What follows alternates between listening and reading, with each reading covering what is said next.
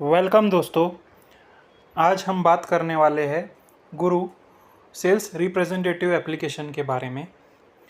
ये एप्लीकेशन के ज़रिए हम पता लगा सकते हैं कि आज एक पर्टिकुलर सेल्समैन क्लाइंट के इधर गया था कि नहीं गया था तो कितने बजे गया था, वहाँ पे जाके उसका लाइव लोकेशन क्या था या फिर वो घर बैठ के ऐसे बोल रहा है हमको कि मैं आज क्लाइंट के इधर गया था लेकिन क्लाइंट नहीं था, या बहुत सारे ऐसे प्रॉब्लम्स आते हैं, बहानेबाजी होती है, या एक्चुअली कभी कभी सेल्समैन जेन्युइन भी बोलता है लेकिन हम उस पर ट्रस्ट नहीं कर पाते। तो उन सब का सॉल्यूशन हमने ये निकाला है, गुरु सेल्स रिप्रेजेंटेटिव एप्लीकेशन। ये एप्लीकेशन में बेसिकली क्या होता है, फर्स्ट स्क्रीन ये आती है कि लॉगिन स्क्रीन। जैसे ही सेल्समैन लॉगिन करता है उसको ये वाला डैशबोर्ड दिखाई देता है। अब ये डैशबोर्ड में क्या क्या ऑप्शन है हम आज एक्सप्लोर करेंगे।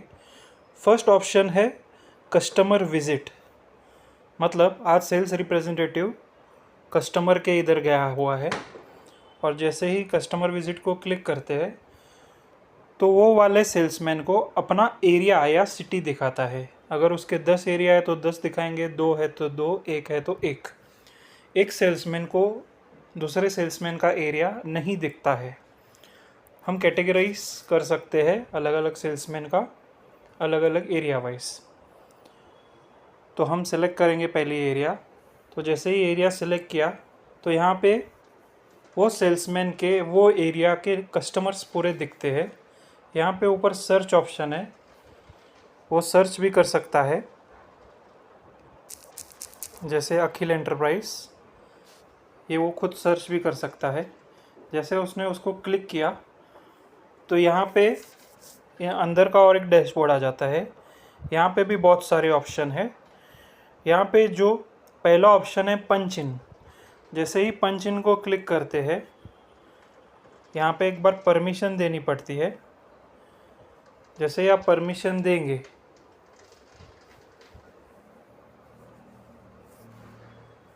पंच इन को क्लिक करेंगे तो पंच इन एडेड सक्सेसफुली ये मैसेज आता है। इसका मतलब क्या हुआ कि वो वाला सेल्समैन वहाँ पे विज़िट किया हुआ है, उसका लाइव लोकेशन हमको कैप्चर होता है विथ टाइमिंग। उसके बाद दूसरा ऑप्शन क्या है इधर, सैम्पल एंट्री। सैम्पल एंट्री का मतलब क्या होता है कि वो सेल्समैन वहाँ पर गया और उसने अपने प्रोडक्ट्स के कुछ सैंपल्स उसको सबमिट किए। अभी जैसे सैम्पल एंट्री को क्लिक किया तो इधर प्रोडक्ट्स के नाम आते हैं और क्वांटिटी आता है। अभी ये प्रोडक्ट्स कैसे ऐड हुए वो हम आपको आगे के स्टेप्स में बताएंगे। उसके लिए हमें एडमिन पैनल लगता है। एडमिन पैनल वेबसाइट के थ्रू जितने भी हम प्रोडक्ट्स ऐड करेंगे वो सेल्समैन को ऑटोमेटिक यहाँ पर दिखते हैं। तो ये जैसे 3 प्रोडक्ट्स ऐड है तो यहाँ पे क्वांटिटी लिख सकते हैं कि इसके 5 क्वांटिटी, इसका 1 क्वांटिटी, ऐसे करके टोटल 6 क्वांटिटी उसको दिया। यहाँ पे एक बटन है रिफ़्रेश टोटल क्वांटिटी, इसको जैसे ही क्लिक करते हैं तो टोटल क्वांटिटी ऑटोमेटिक रिफ़्रेश हो जाता है। तो ये हुआ कि सेल्समैन ने सामने वाले क्लाइंट को सैंपल्स दिए, ऑर्डर्स नहीं है ये है सैंपल्स। एक सैंपल्स प्रोवाइड किए टेस्टिंग पर्पस के लिए, ट्रायल पर्पस के लिए, तो उसकी एंट्री है। ऊपर नोट करके है, जैसे ट्रायल पर्पस लिखा फॉर दिवाली, ऐसे भी लिख सकते हैं, या आप अपने हिसाब से कुछ भी लिख सकते हैं। सेल्समैन अपने हिसाब से कुछ भी लिख सकता है। राइट साइड को डेट भी आता है, कितने डेट को दिया हुआ है। उसके नीचे आता है नेम, किसको दिया हुआ है।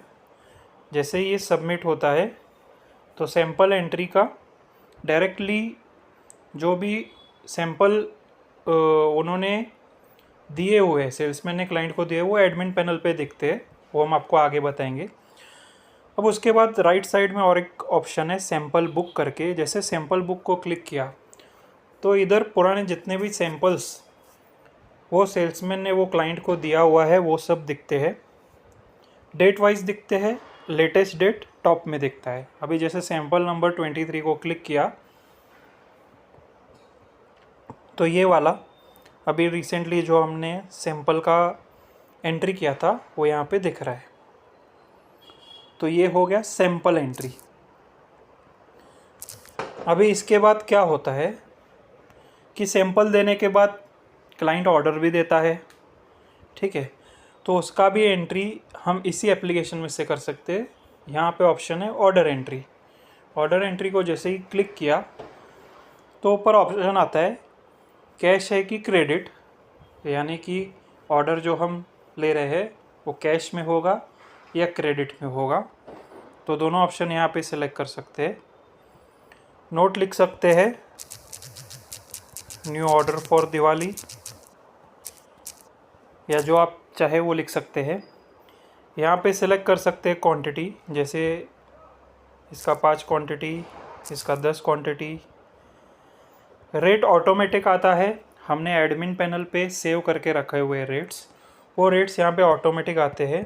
यहाँ पे एडिट नहीं कर सकते रेट, कोई भी सेल्समैन एडिट नहीं कर सकता, वो फिक्स रखा हुआ है ताकि मैन्युअल मिस्टेक्स ना हो पाए। और जैसे ही यहाँ पे नीचे रिफ्रेश टोटल क्वांटिटी को क्लिक करेंगे तो नीचे टोटल क्वांटिटी और टोटल अमाउंट दोनों आ जाता है। अब उसके बाद नीचे क्या दिया हुआ है, कुछ डिस्पैच इंस्ट्रक्शंस, या जैसे क्लाइंट बोलता है कि मेरे को यही ट्रांसपोर्ट में भेजना चाहिए, तो वो यहाँ पे हम डिस्पैच लिख सकते हैं, सेंड विया VRL ट्रांसपोर्ट, ऐसे लिख सकते हैं। बैंकर्स के डिटेल्स लिख सकते हैं, लाइक क्लाइंट ने अपने बैंक डिटेल्स दिए हुए हैं वो यहाँ पे लिख सकते हैं। क्लाइंट से कुछ कंडीशंस बात हुई है कि आपको 45 डेज़ का क्रेडिट डेज मिलेगा, 60 डेज़ का, तो वो यहाँ पे लिख सकते हैं। तो ये फैसिलिटीज़ यहाँ पे है।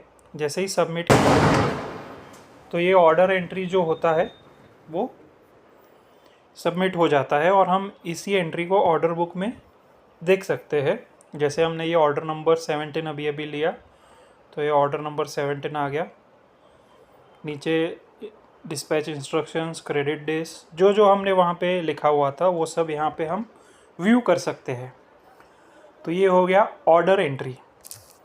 अब उसके बाद अभी बहुत बार ऐसे होता है कि कस्टमर कुछ तो हमको फीडबैक दे रहा है, लेकिन हम भूल जाते हैं, फिर नेक्स्ट टाइम जब विज़िट करते हैं तब याद आता है कि इसने ऐसे ऐसे बोला था। तो ये बहुत बार ऐसे प्रॉब्लम्स हो रहे थे, तो उसका सॉल्यूशन हमने क्या निकाला है, रिएक्शन करके, रिएक्शन में जाके अभी उसने समझो कुछ बोला, जैसे कि ट्राई न्यू वैरायटीज और फ्लेवर्स लाइक रोज़, वेनिला, या जो भी उसने आपको एक फ़ीडबैक दिया हुआ है वो लिख सकते हैं, या उसने कुछ कंप्लेन की हुई है वो लिख सकते हैं। जो जो वो रिएक्शंस, जो जो वो फीडबैक दे रहा है वो यहाँ पे सबमिट कर सकते हैं, और जैसे ही सबमिट को क्लिक किया तो रिएक्शन एडिट सक्सेसफुली। तो इस प्रकार से ये एप्लीकेशन हम यूज़ कर सकते हैं। और जैसे ही हम वहाँ से निकलते हैं, अभी हमने सैंपल लिया, कुछ ऑर्डर्स लिया, उसका फीडबैक लिया, उसके बाद जब निकल रहे तो यहाँ पे पंच आउट करके बटन है।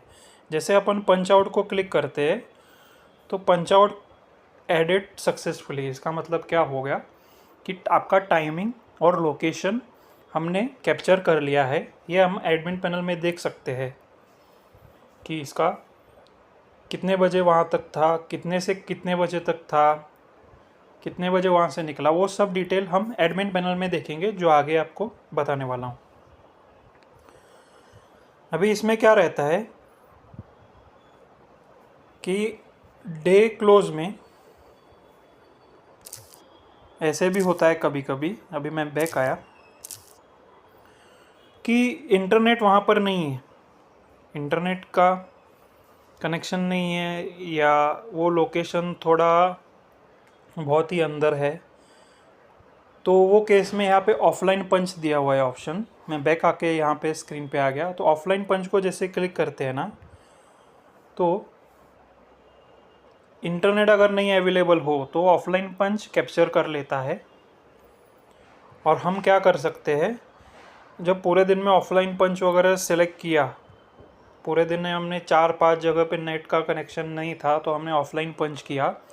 जब हमारे पास इंटरनेट एक्सेस आ जाता है, तो जब इंटरनेट एक्सेस आ जाएगा तब हम क्या करेंगे, कस्टमर विजिट में जाके कोई भी एक कस्टमर सेलेक्ट करके sync all punch in time को क्लिक करेंगे और उसके बाद sync all punch out time को क्लिक करेंगे।